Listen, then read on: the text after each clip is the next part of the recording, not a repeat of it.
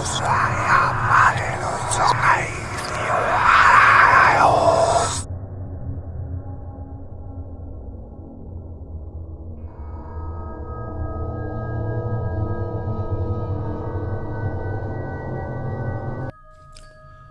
नाम राजवीर है।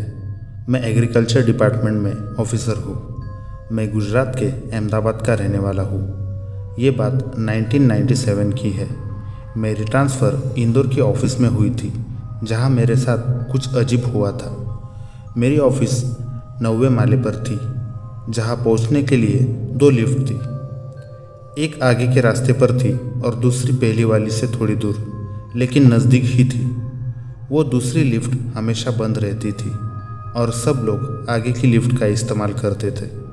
मेरी ऑफिस में ये पहला दिन था। मैंने पीछे के रास्ते की लिफ्ट के सहारे ऊपर तक गया। वहाँ पूरे दिन मैं काम करता रहा। मैं नया था और मेरी पसंदगी यहाँ इसलिए हुई थी ताकि यहाँ का सब काम मैं अच्छे से देख सकूँ और इस ब्रांच की ऑफिस को मैं ठीक कर सकूँ। मैं वहाँ रात के 8 बजे तक रुका। पीछे वाली उस लिफ्ट से मैं वापस नीचे गया।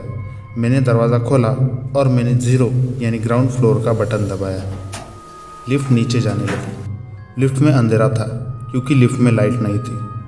2 फ्लोर के बीच में जब लिफ्ट जाती थी तब पूरा का पूरा अंधेरा हो जाता था।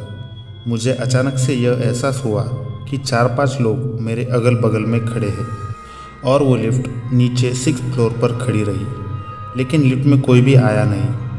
हैरानी की बात यह थी कि लिफ्ट में इलेक्ट्रॉनिक बॉक्स में 6th फ्लोर दिखा रहा था, जबकि न ही मैंने बटन दबाया था और न ही किसी और ने। 6-7 सेकंड तक खड़ी रहने के बाद लिफ्ट फिर से चली। अब 4th फ्लोर था, वहाँ पर भी लिफ्ट खड़ी हो गई। फिर से कोई नहीं आया था। फिर से लिफ्ट चली और अब लिफ्ट 2nd फ्लोर पर खड़ी रही। ये सब चीज़ 2nd फ्लोर पर हुई। मैं हैरान रह गया था कि किसी ने बटन दबाया नहीं, फिर भी लिफ्ट कैसे खड़ी रह सकती है। और मुझे पूरी लिफ्ट में किसी की सांसें फूलने की आवाज़ सुनाई देती रही। मुझे लगता रहा कि कोई मेरे पास खड़ा है, लेकिन इधर उधर कोई नहीं था।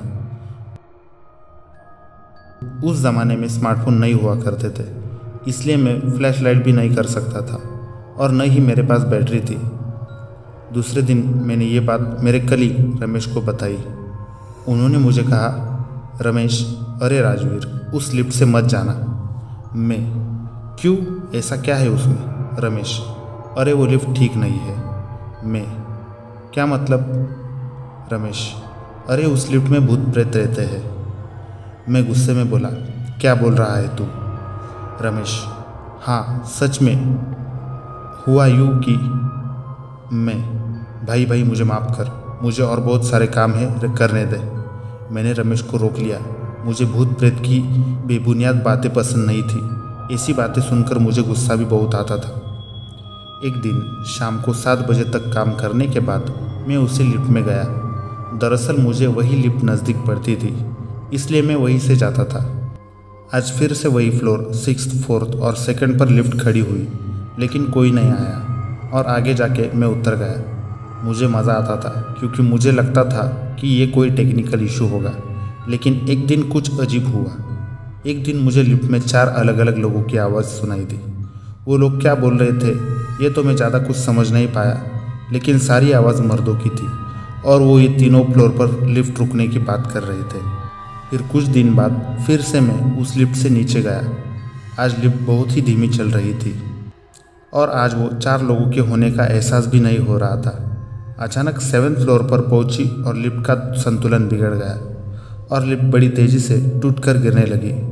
ग्राउंड फ्लोर पर पहुंचकर वहाँ लिफ्ट क्रैश हो गई और मेरी मौत हो गई। मैंने आंखें खोली और मुझे लगा कि मैं मर चुका हूँ, लेकिन मैं जिंदा था और लिफ्ट ग्राउंड फ्लोर पर सलामत खड़ी थी। मैं ज़मीन पर सिकुड़कर बैठा हुआ था। मैं खड़ा हुआ और लिफ्ट का दरवाज़ा खोलकर बाहर आ गया। फिर मैं दूसरे दिन रमेश से मिला, उसकी माफ़ी मांगी और उसे सारी बात बताई। तब उसने कहा कि रमेश, वो लिफ्ट आज से 2 साल पहले लगाई गई थी, लेकिन उसका काम ठीक ना था, इसलिए 6 महीने बाद ही उसका एक्सीडेंट हो गया। उस लिफ्ट में 4 लोग थे, जिसमें जॉन, सूरज और विवेक 6th और 4th फ्लोर से थे और राजू चाय वाला 2nd फ्लोर से था। और वो लिफ्ट उसी दिन शाम को 8 बजे क्रैश हो गई थी। वो लोग भी तुम्हारी तरह काम करके वापस घर जा रहे थे और राजू चाय देने आया था। इन सभी की मौत उस हादसे में हो गई थी। फिर उनकी मौत के बाद लिफ्ट को रिपेयर करके शुरू कर दिया गया, लेकिन रात को काम करने वाले लोगों को उस लिफ्ट में किसी का होने का एहसास होता था, इसीलिए लोगों ने उस लिफ्ट का इस्तेमाल करना बंद कर दिया। सामने वाले फ्लैट में रहने वाले कुछ लोगों का ये भी कहना है कि रात को वो लिफ्ट अपने आप चलती दिखाई देती है। अब कभी उस लिफ्ट से मत जाना। मैं रमेश की बातें सुनता रहा, लेकिन कुछ बोल नहीं पाया और चुपचाप वहाँ से चला गया। रमेश भी समझ चुका था कि मैं कुछ बोल नहीं पाऊँगा। मैं उधर 8 महीनों तक रहा था, लेकिन जब भी रात को निकलता तब वो लिफ्ट खुले दरवाजे के साथ खड़ी होती थी, उधर मानो कि वो मुझे बुला रही हो।